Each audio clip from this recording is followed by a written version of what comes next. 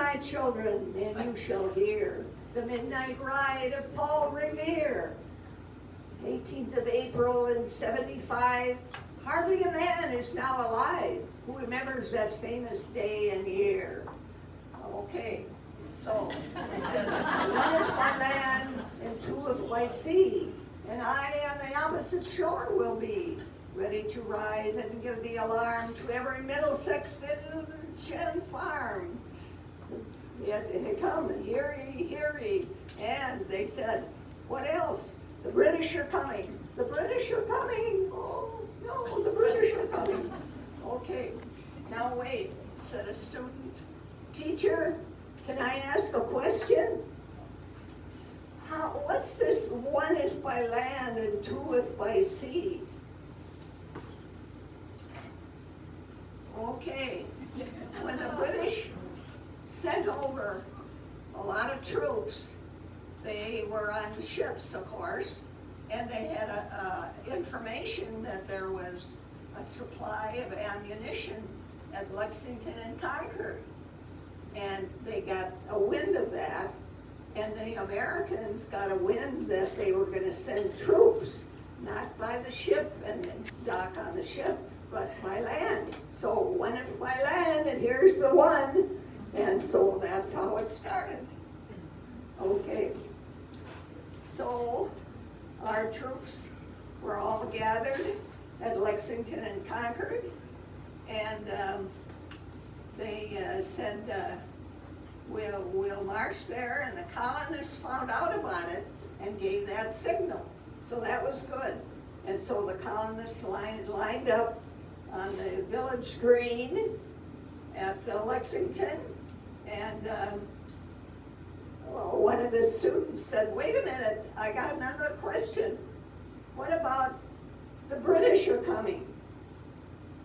Aren't we British? Our ancestors came over on the Mayflower. We are British, but they were beginning to realize that this wasn't such a good situation.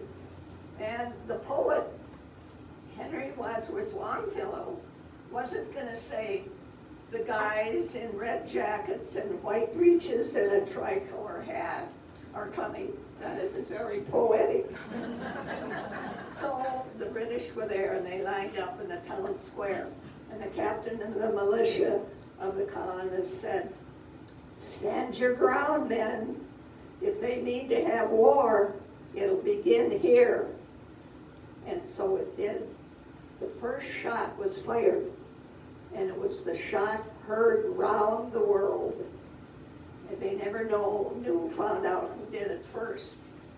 But it was the start of the American Revolution, and it was leading up to the Declaration of Independence. So the hostilities began. Paul Revere was captured, but they took his gun and his horse, and he had to walk back to Boston to his pots and pans. Okay, that was his business. Yeah, Paul Revere got a patent on Revereware.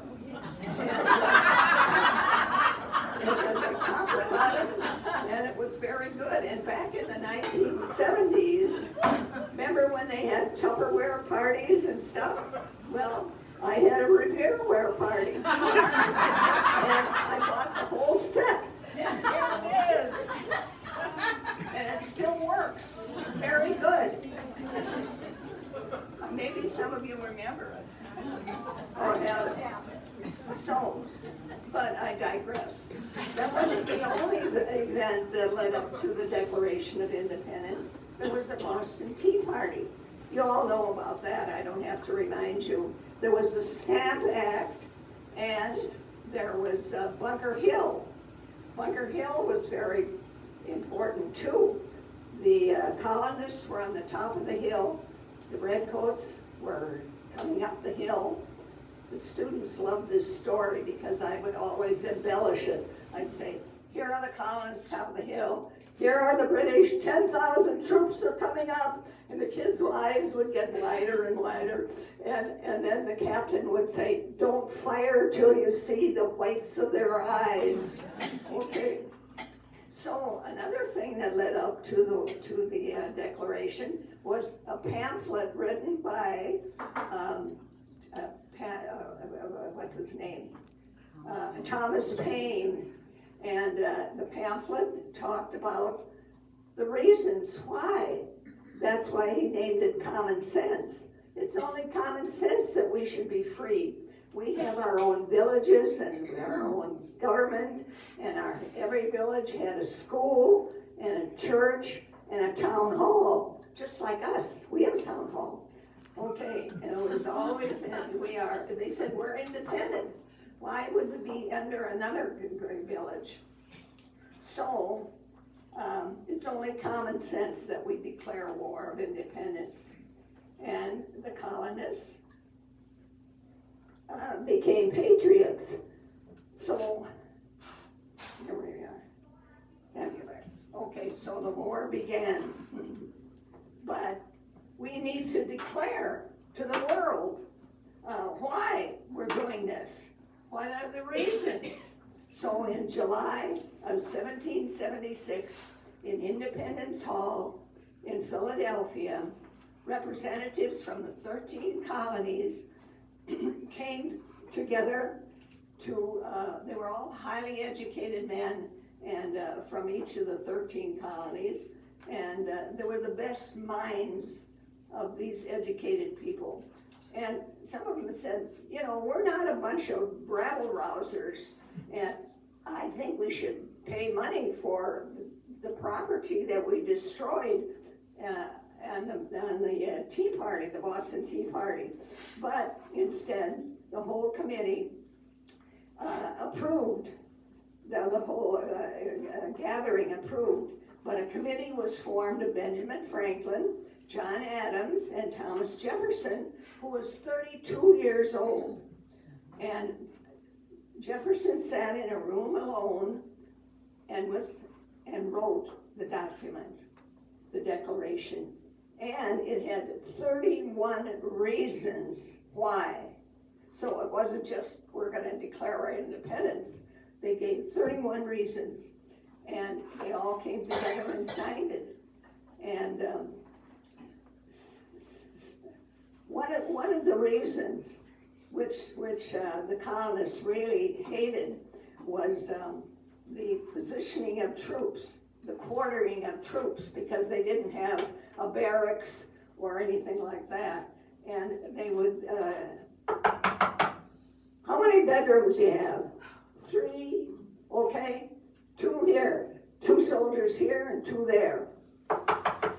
How many bedrooms do you have? 1, okay, we got 2 soldiers here, you find your own one.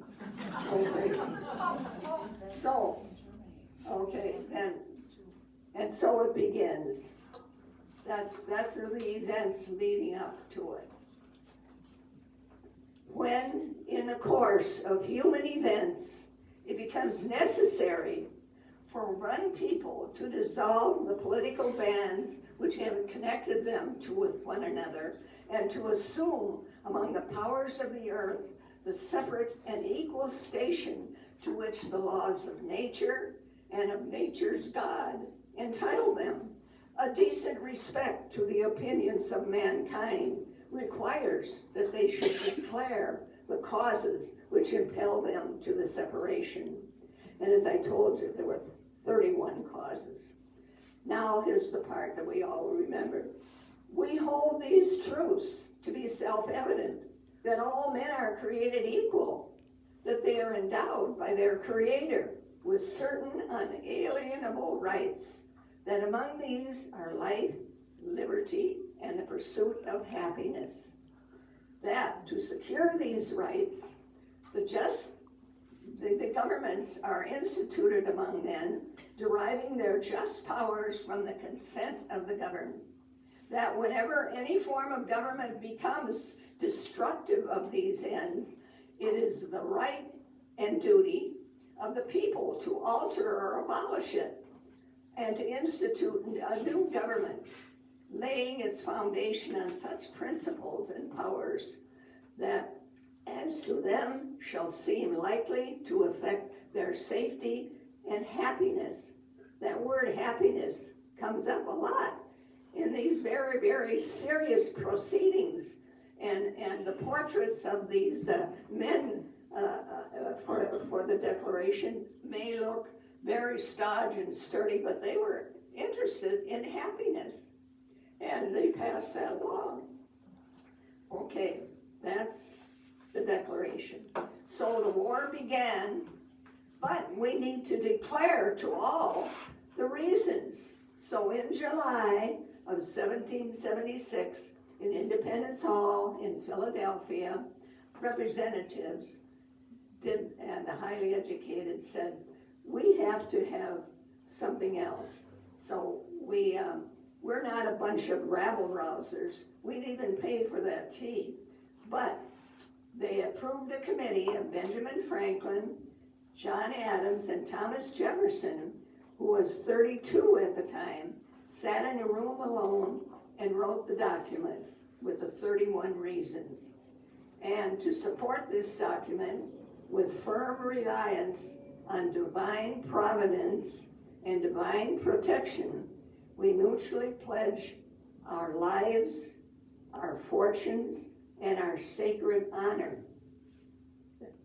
That's a pretty deep thing for these men to pledge, that we support this. And as I say, the reasons, the one that they hated, oh, I told you about that.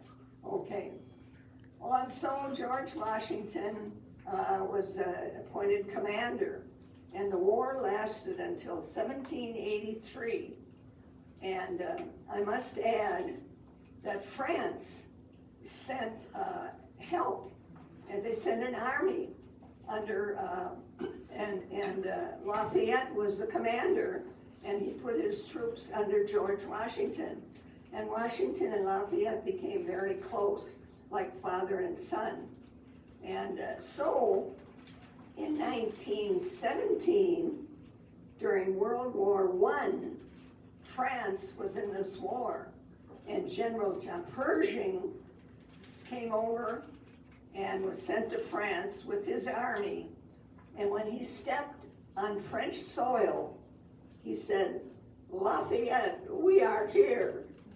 It's like payback time, right? Yeah. Okay. So the leaders said, we can't leave it there.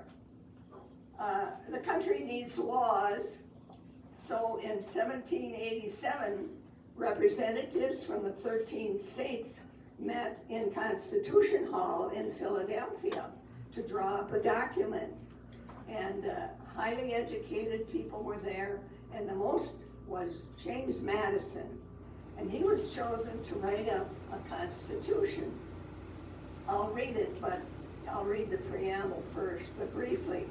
Article 1, 2, and 3 gave us the form of our government. It provided for a Congress, a president, and a Supreme Court.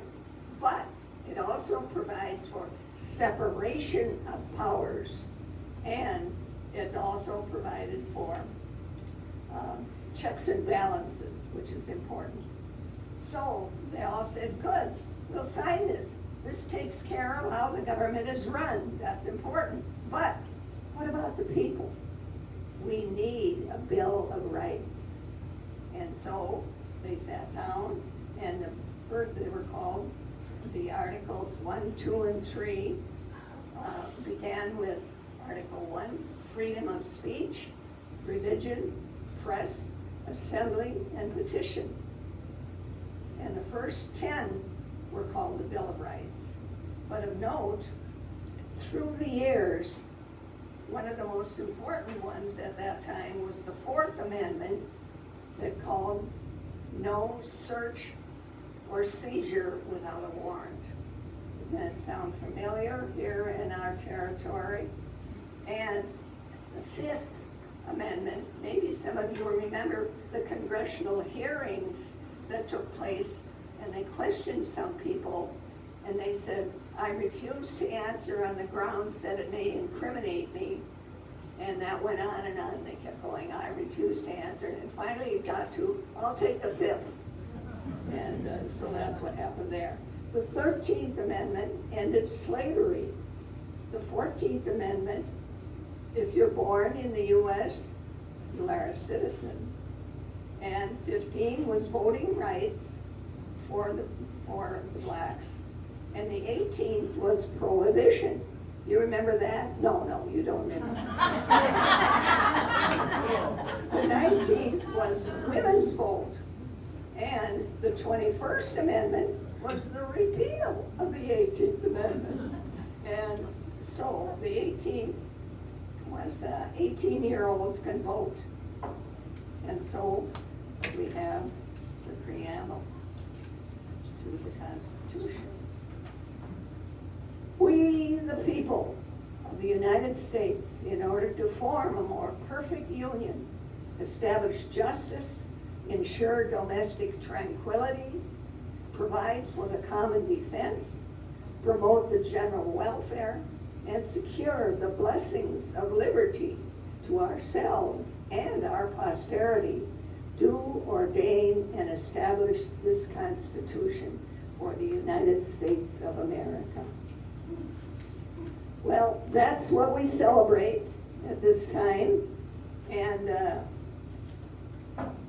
that's from the past. But to bring it up to date at the present, and here at Gramercy, the opening and dedication of the Obama Presidential Center in Chicago, he pointed out that the word "we" had very much importance in the beginning of our country, then and now, and even here at Gramercy.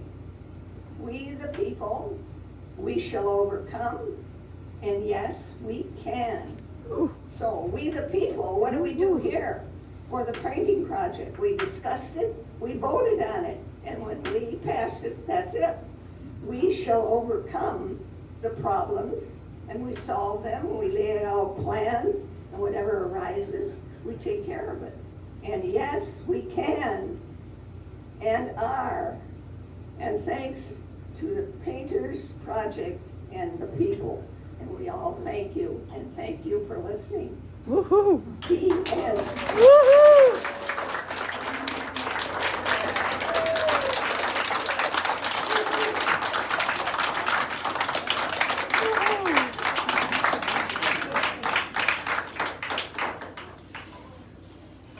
Have fun.